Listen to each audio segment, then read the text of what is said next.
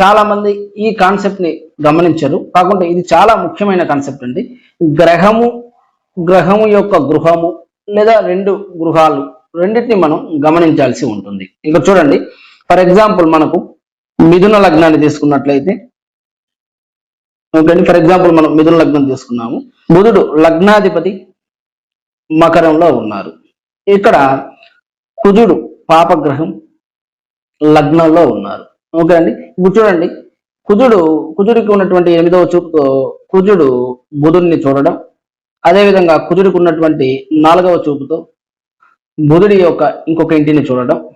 Okay అండి. ఇక్కడ చూడండి, ఆల్రెడీ మిథునంలో ఒక బుధుడి ఇంట్లో కుజుడు ఉండడం, ఇంకొక బుధుడి ఇంటిని 4వ చూపుతో చూడడం, అదే విధంగా బుధుడిని 8వ చూపుతో చూడడం.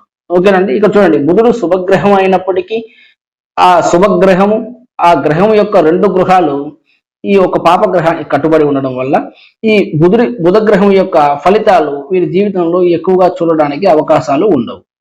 ఓకేనండి. ఇప్పుడు వీరికి బుధ మహాదశ కూడా యోగాన్ని ఇవ్వడానికి అవకాశం ఉండదు. ఓకేనండి. కాబట్టి ఈ గ్రహము గృహము అన్న కాన్సెప్ట్ మనం బాగా అర్థం చేసుకోవాలి.